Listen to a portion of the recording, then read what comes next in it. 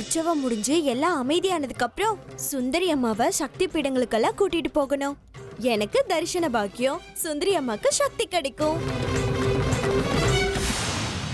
இந்த தடவை உற்சவம் முடிஞ்சதுக்கு அப்புறம் நானே சொந்தமா ஏதாவது செய்யணும். ஹோட்டல் வைக்கிறதோ இல்ல சமையல் ஒப்பந்தம் எடுக்கிறதோ எதையாவது ஒண்ணு முடிவு பண்ணியே ஆகணும்.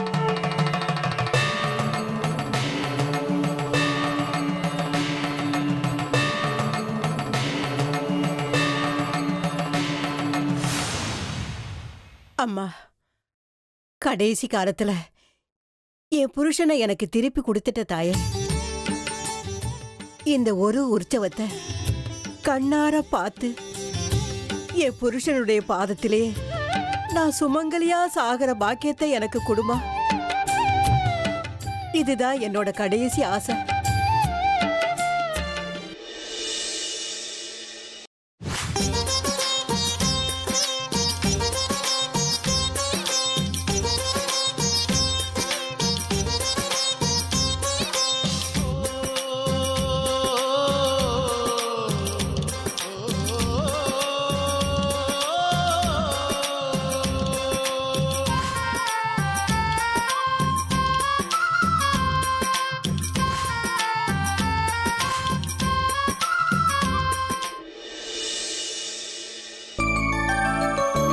பாத்தீங்களா, நம்ம ஊரு எவ்வளவு பெரிய புண்ணியஸ்தலம் பாருங்க. இந்த சக்கராபுரிக்கு அவ்வளவு மகிமை இருக்கு. ஸ்ரீ சக்கர தீர்த்தம் ஒரு சொட்டு நாக்குல பட்டாலே எல்லா வியாதிகளும் குணமாயிடுங்கிறது நிரூபணம் ஆயிடுச்சு. இதுக்கு மேல உற்சவம் நடந்து ஸ்ரீ சக்கரம் மேல வந்து நாம எல்லாரும் அதை தரிசனம் பண்ணிட்டா ஜென்ம ஜென்மத்துக்கு நாம செஞ்ச பாவம்லாம் நம்மளை விட்டு போயிடும். ஆமாப்பா, நான் ஒரு நிமிஷம் பயந்தே போயிட்டேன். ஆனா அதுக்கப்புறம் தாத்தா வந்து ஸ்ரீசக்கரம் தீர்த்தத்தை கொண்டு வர சொன்னாரா, அப்பதான் தைரியமே வந்தது. சுனிதா சித்திக்கு எதுவும் ஆகாதுன்னு அப்பவே எனக்கு தைரியம் வந்துடுச்சு. அந்த காலத்துல ஸ்ரீசக்கர உற்சவம் நடக்கும்போது அந்த உற்சவத்தோட வைபவத்தை பார்க்கணும். எவ்வளவு கண்கொள்ளா காட்சியா இருக்கும். ஆனா அப்ப எந்தவித தடங்களும் இருந்ததே இல்லை. கண்ணார உற்சவத்தை நல்லபடியா பார்த்து சந்தோஷப்பட்டிருக்கோம். ஞாபகம் இருக்கா, அக்கா நிறமாசமா இருக்கும் போது சுந்தரி வயித்துல இருந்தா. ஆனா அவ ஸ்ரீசக்கரம் மேல வரும்போது பிறந்துட்டாள்ல. அவளுக்கும் உற்சவத்தை பார்க்கணுங்கிற ஆர்வமோ என்னமோ, அதான் அவசர அவசரமா பிறந்துட்டா. இப்போ அவ இருந்திருக்கணும். அப்பா, அதான் நான் இருக்கேன்ல, இப்ப எதுக்கு அதை பத்தி கவலைப்படுறீங்க? ஸ்ரீசக்கரம் தீர்த்தம் சாப்பிட்ட உடனே என் வயிற்று வலி எல்லாம் பறந்து போயிடுச்சு. எனக்கு வயிறு வலிச்சுதான்னு எனக்கே சந்தேகமா இருக்கு. நினைக்கும் போது உடம்புல அப்படியே புல்ல இருக்குது அத்தை. சரி, நாளைக்கு காலையில எல்லாரும் சீக்கிரம் உற்சவம் நடக்கிற இடத்துக்கு வந்துடணும். என்ன, நான் 4 மணிக்கெல்லாம் எழுந்து போயிடுவேன். வீட்டுல சமைக்க வேண்டாம், சாப்பாடெல்லாம் அங்கதான். 1000 பேருக்கு மேல சமையல் செய்வோம். இங்க சமையல் பண்ண ஆள் பத்தாதுன்னு வெளியூர்ல இருந்துலாம் வர வச்சிருக்காங்க. பாத்திரங்களும் அப்படித்தான். பட்டணத்துக்கு போய் நானே வாங்கிட்டு வந்தேன். சரி, எனக்கு ரொம்ப களைப்பா இருக்கு, நான் போய் படுத்துக்கிறேன். என்ன?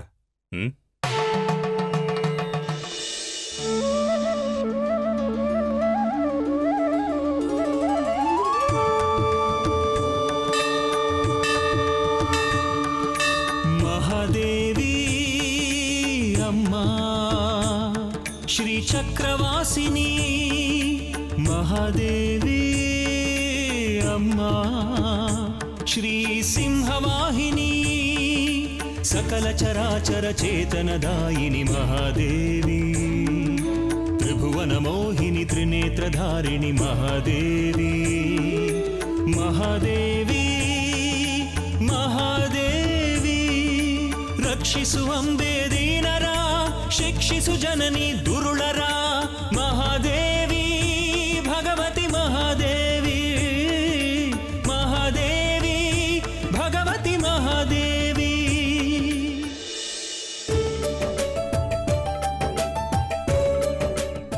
ஏய் நில்லுடி, நீ இப்படி வேக வேகமா நடந்து போனா என்னால ஈடு கொடுக்க முடியாது.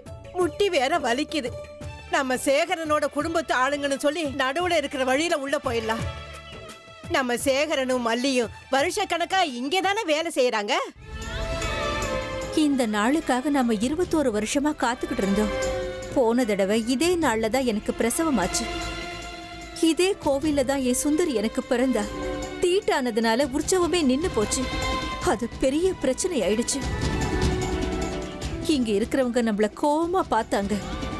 அதுக்கப்புறம் எத்தனை கஷ்டங்களை அனுபவிச்சோம். அதையெல்லாம் இப்ப நினைச்சு பார்த்தா ரொம்ப வருத்தமா இருக்கு. ஆனா இந்த தடவை சுந்தரியே இல்ல.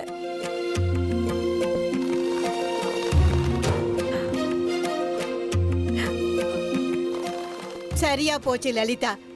பிருந்தாவனத்துக்கே வந்தாலும் ஓம் புலம்பல நீ நிறுத்தவே மாட்ட. எதுக்கு இந்த நேரத்துல இதெல்லாம்?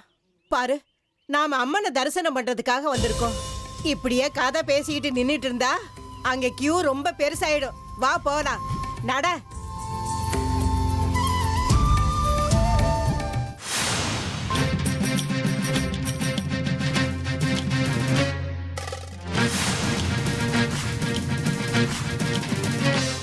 எதுக்கு திரும்ப திரும்ப நம்ம கூடுறோம்? எனக்கும் விருப்பாட்சனுக்கும் ஆகாதுன்னு சக்கராபுரியில இருக்கிற எல்லாருக்கும் தெரியும். இந்த நேரத்துல இப்படி ஒன்னா கூடுனா ஜனங்களுக்கு சந்தேகம் வந்துடும். என்ன விஷயம் சீக்கிரம் சொல்லுங்க. எல்லாமே நாம பேசி வச்ச மாதிரி நம்ம திட்டப்படி தான் நடக்குது. ஆனா அதுல ஒரே ஒரு சின்ன மாற்றம், அது கூட பக்தர்களுடைய கோரிக்கையினால. இது நமக்கு பிரச்சனையாகாதுல்ல. ஏன்னா இப்போ என்ன மாற்றம் ஏற்பட்டாலும் நாம போட்ட திட்டமெல்லாம் தலைகீழா மாறிடும். இல்ல இல்ல, எதுவா இருந்தாலும் இது நமக்கு தான் அனுகூலம். அது எப்படி?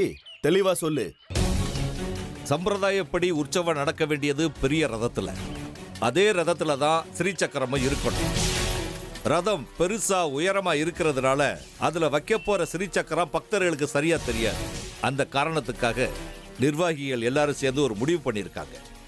கொஞ்ச நேரம் வரைக்கும் ஸ்ரீசக்கர ரதத்துல தான் வரும். ஆனா அதுக்கப்புறம் அதை ஒரு சின்ன பல்லக்குல வச்சு குளம் வரைக்கும் உற்சவத்தை கொண்டு போனா பக்தர்களுக்கு ஸ்ரீசக்கரத்தை நேர்ல பாக்குற பாக்கியம் கிடைக்கும் இல்லையா? இப்படி திருதுப்புன்னு நீயா ஒரு முடிவெடுத்துட்டா போலீஸ் எதுக்கு, சட்டம் எதுக்கு? நான் இதுக்கு ஒத்துக்க மாட்டேன். பெரிய ரதத்தை எப்படி காப்பாத்தணும்னு காவல்துறையில இருக்கிற அத்தனை பேரும் திட்டம் போட்டு வச்சிருக்கோம். கொஞ்சம் யோசிச்சு பாரு மாரியப்பா. இதுல நமக்கு தான் அனுகூலம். அவ்வளவு பெரிய ரதத்திலிருந்து ஸ்ரீசக்கரத்தை அபகரிக்கிறதுக்கு நாம ரொம்ப கஷ்டப்படணும். அதுக்கு பதிலா கை கட்டுற பல்லக்கில் இருந்தாதான் வேலை சுலபமா முடியும். இது ஒரு புத்திசாலிக்கு லட்சணம். நான் என்ன மாற்றங்களை கொண்டு வந்தாலும் அது ஸ்ரீசக்கரத்தை ஆக்கிரமிக்கிறதுக்காகத்தான் நினைச்சுக்கிட்டா எல்லாருக்கும் நல்லது. இன்னைக்கு தான் உற்சவம். எனக்கு 1008 வேலை இருக்கு. இந்த விஷயம் உங்க எல்லாருக்கும் தெரியணுங்கிறதுக்காகத்தான் உங்களை வர சொன்னேன். அப்புறமா சந்தி.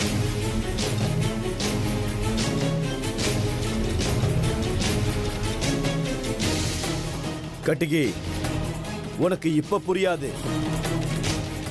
இது நிர்வாகிகளுடைய முடிவு கிடையாது. இது இந்த விருப்பாட்சனுடைய திட்டம். ஸ்ரீ சக்கரத்தை தனியா அடிக்கிறதுக்கு இவன் ஏதோ திட்டம் போடுறான். அது எனக்கும் தெரியும் மாரியப்பா. அவன் ஆட்டத்தை அவன் ஆடட்டும், நம்ம ஆட்டத்தை நாம ஆடுவோம். ஒரு வகையில இது நமக்கும் நல்லது தானே. ஸ்ரீசக்கர உற்சவம் சின்ன பல்லக்கிலேயே நடக்கட்டும். அப்பதான் ஸ்ரீசக்கரம் எப்பவும் நம்ம கண் பார்வையிலேயே இருக்கும். நீ எதுக்கும் கவலைப்படாத.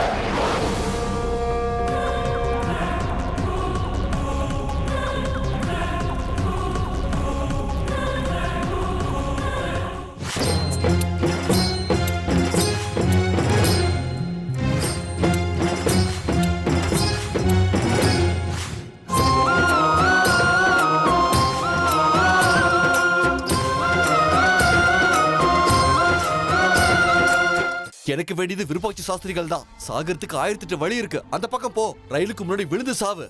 நான் சாகறதுக்கு வழி சொல்றேன் பங்காரி. நான் எப்படியாவது போறேன். ரயில் முன்னாடி விழுந்து நான் சாகுறேன். போ.